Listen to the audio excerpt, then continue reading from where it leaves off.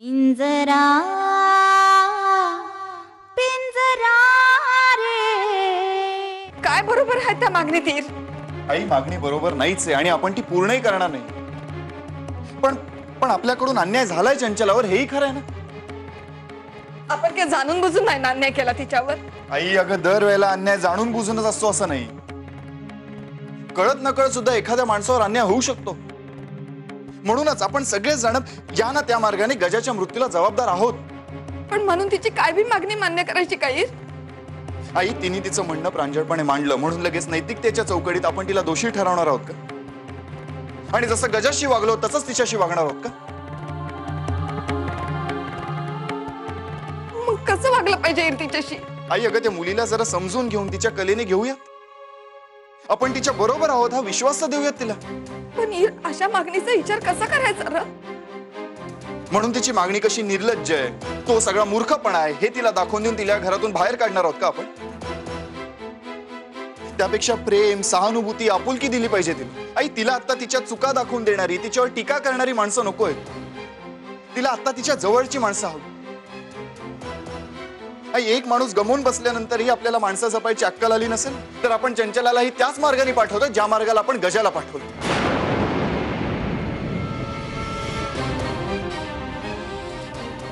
मला तर काय बी सुचत नाही ईर.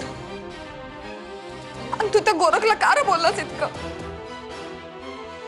आई मी गोरख दादाशी काही चुकीचं बोललो असं मला खरंच वाटत नाही. त्यांनी चंचलाला फरफटत या घरातून न्यावं असं मला अजिबात वाटत नव्हतं म्हणून बोललो मी. दरवेळेला आपलं म्हणणं का लादायचं समोरच्यावर? आई आपण एक असं नातं निर्माण केलं पाहिजे जे ती आनंदाने स्वीकारेल. ज्यात तिचं भलं असं आपल्याला वाटतं तसं सुदृढ नातं तिच्याबरोबर निर्माण केलं पाहिजे तरच हे जमेल. नाही ईर माझा तुझ्यावर पूर्ण विश्वास आहे. पण जे बी करशील ना ते विचारपूर्वक.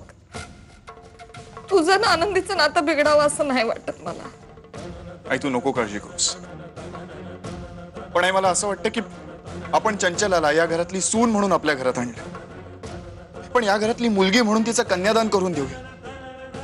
म्हणजे आपण तिचे अपराधी आहोत अशी भावना तरी मनात राहणार नाही. नाही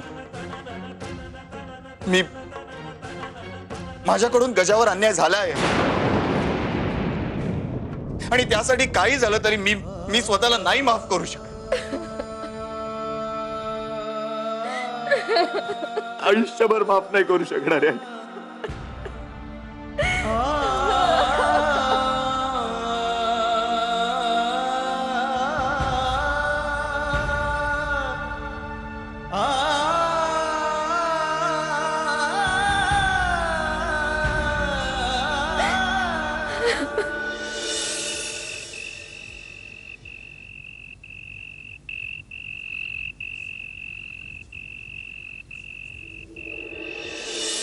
बाजी खरं तर वीर जे काही बोलत होता ना ते सगळं खरं होतं.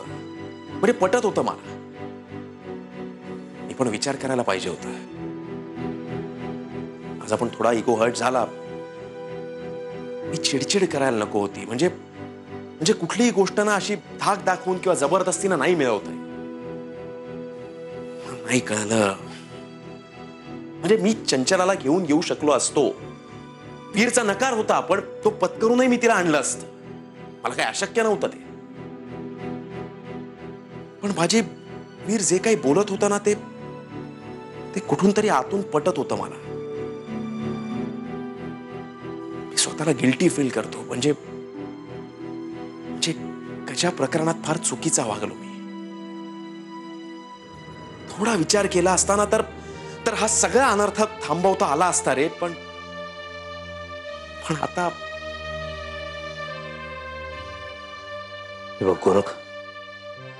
गोरख जे झालं ते झालं. नाही आता त्यावर बोलून काही उपयोग नाही. खरं तर आपणच खूप विचारपूर्वक गोष्टी करायला हव्या होत्या. ठीक आहे. गोरख मला एक कळत नाही, चंचलाचं आता तिथे काय काम आहे?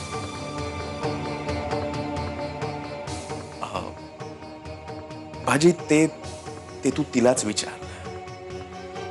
पण मी तुला एवढंच सांगतो की त्या घरातून तिला लवकरात लवकर बाहेर काढ. नाहीतर एका स्त्रीचा संसार मोडल्याचं पाप बसेल तिच्या माथ्यावर. माझी खरंच तिला त्या घरातून बाहेर काढ.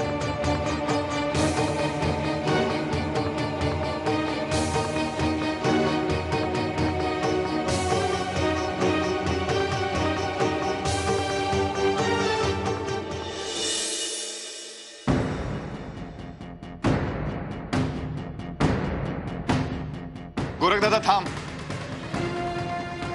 चंचला या घरची सून आहे, ती कुठेही जाणार नाही. चंचलानी कुठे जायचं, कुठे राहायचं, कधी जायचं हे तिला तिचं ठरव प्लीज. चंचलानी गजाशी लग्न केलं म्हणून गजाने आत्महत्या केली असं म्हणायचं तुला? खरं तर गजाच्या आत्महत्येला चंचला सोडून बाकी सगळे जबाबदार आहेत. अरे या सगळ्यात जर कोणी निर्दोष असेल ना तर ती चंचल आहे.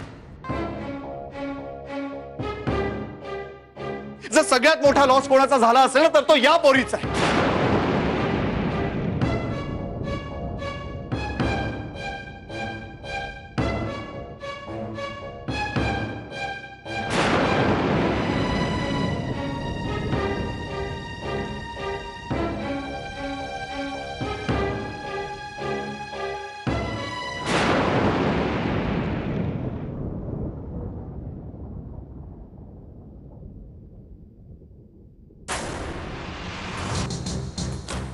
तू कधी आलीस?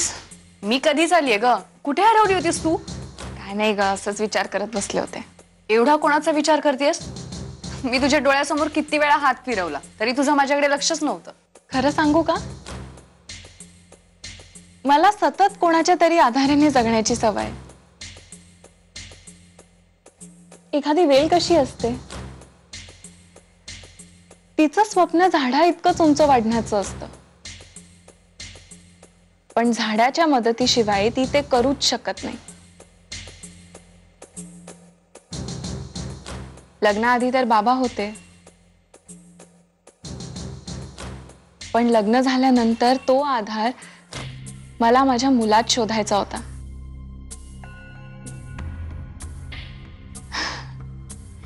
आणि अचानक कुठून तरी वादळासारखा वीर आला आणि माझ्या जगण्याच्या सगळ्या कल्पनाच बदलल्या. मला पहिल्यांदा असं जाणवलं, असं वाटायला लागलं की वीरला खरंच माझी काळजी आहे. तू त्याच्या एवढी प्रेमात पडलीयस का? मी खूप स्वार्थी आहे ग. मी कधीच कोणाच्या प्रेमात पडूच शकत नाही. माझं जसं माझ्या बाबांवरती प्रेम आहे, त्यांचं माझ्यावरती जसं प्रेम आहे, तेच प्रेम मला वीरमध्ये दिसलं. आधी वीर मला हवाच आहे, हा माझा हट्ट होता. पण आता कुठलाच हट्ट नाहीये. बस आता वीर हवाय मला, कायमचा. माझी काळजी घेणारा,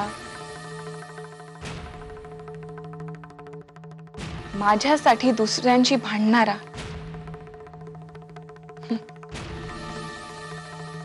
म्हणूनच आयुष्यभर मी हे घर सोडून जाणारच नाही.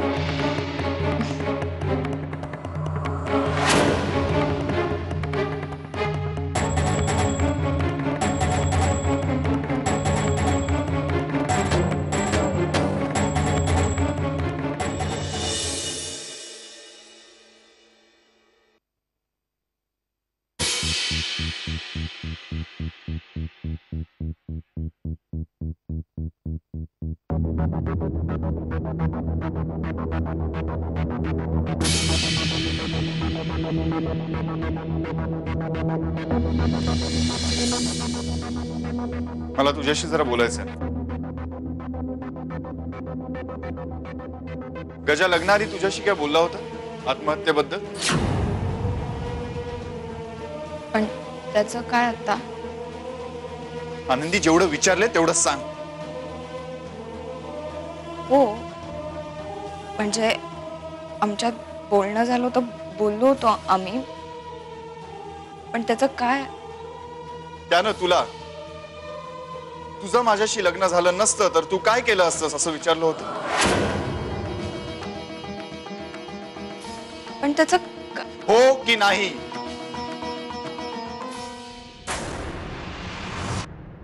हो हो. त्यावर तू त्याला माझं वीरशी लग्न झालं नसतं तर मी आत्महत्या केली असती असं म्हणालीस.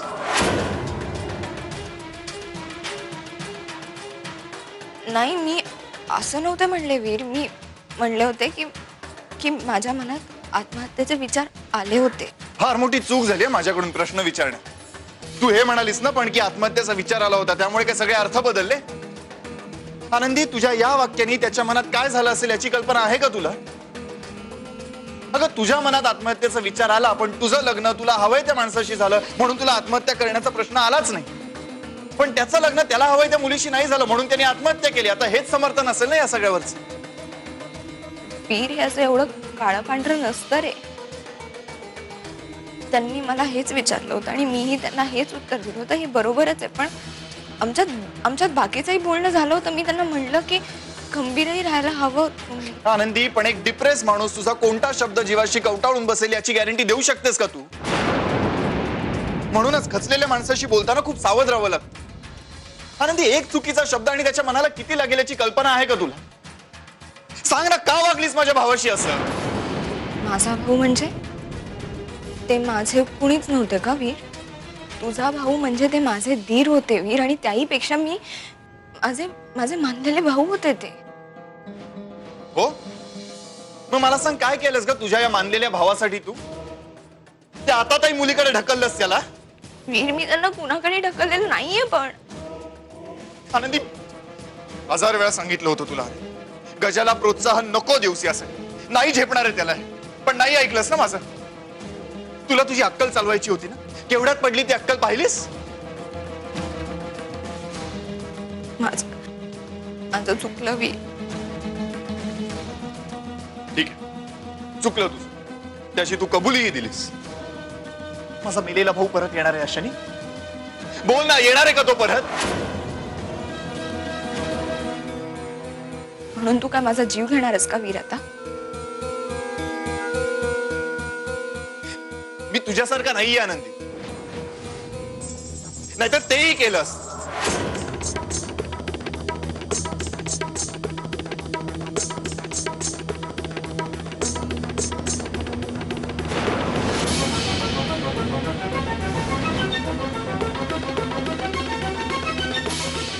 तू हे म्हणालीस ना पण की आत्महत्येचा विचार आला होता, त्यामुळे काय सगळे अर्थ बदलले?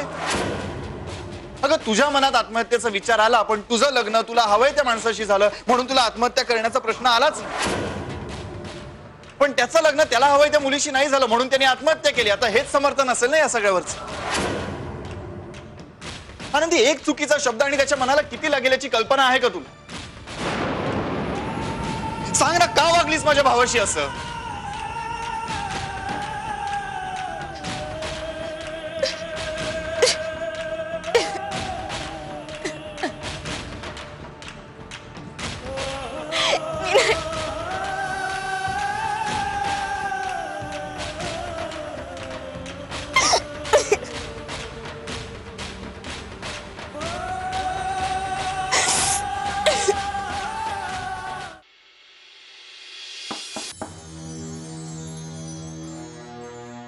गोरख, बाबा चल, सगळ्यांची जेवणं झालेली आहेत आणि शालिनीने तुला लगेच जेवायला बोलवलंय.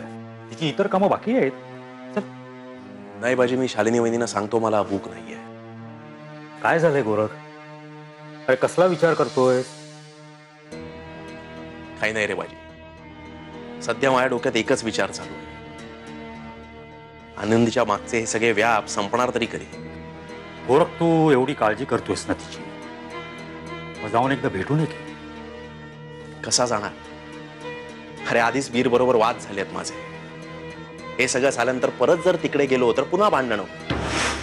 माझा सगळा राग वीर तिच्यावर काढायचा. नाही, नको. निदान तिला आनंद देऊ शकत नाही तर तिचे व्याप तरी नको वाट. गोरख, मला तरी वीर एवढा उथळ नाही वाटत. इतक्या छोट्या मोठ्या गोष्टी लक्षात ठेवेल आणि त्याचा राग दुसऱ्यांवर काढेल. अरे खरं सांगू का, मला ना हल्ली या मुलांचं काही कळतच नाही. अरे काय कसले विचार करतात, कसले निर्णय घेतात, काही समजतच नाही. गोरख, माझा ऐकशी, लवकरात लवकर गुलाब वहिनीनं इथे बोलावून घे. हे बघ, एखादं मूल झालं ना तर आपलं आयुष्य खरंच बदलून जातं. आणि त्यातून विशेषतः तुला मुलगीच होऊ दे. म्हणजे मुलीच्या बापाचं मन इतर कोणाहीपेक्षा खूप वेगळं असतं रे. भाजी, नाही तुझ्यातला हळवा बाप हे सगळं बोलतो. आणि बाप आणि मुलीमधले रिलेशन्स काय असतात ना, हे तुझ्या आणि चंचल्याकडे बघून चांगलंच कळलंय. हो ना, म्हणूनच सांगतोय लवकरात लवकर जेवायला चल. नाहीतर तुला ह्या मुलीच्या बापाकडून एक तासभर तरी मुलीच्या आणि बापाचे किस्से ऐकावे लागतील. म्हणजे भूक नसताना पण जेवण परवडे. रडके किस्से ऐकण्यापेक्षा जेवण परवडे. ना मग चला आता जेवायला.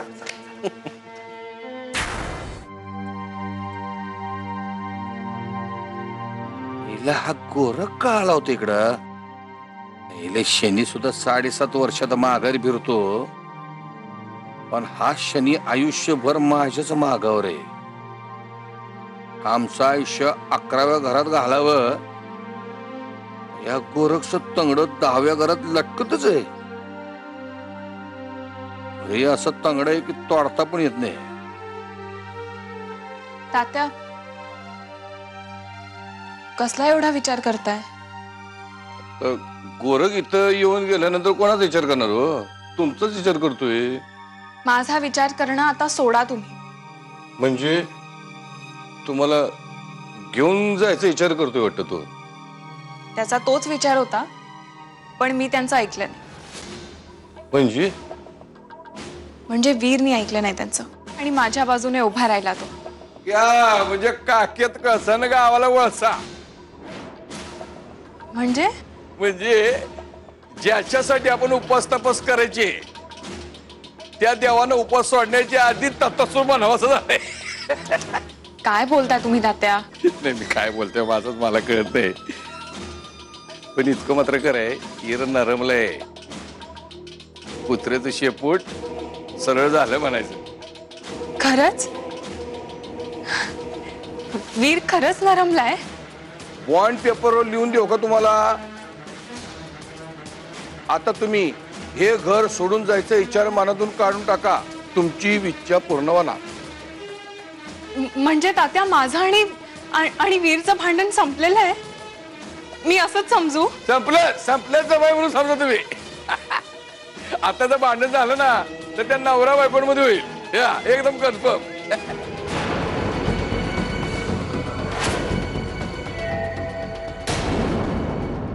रिंजरा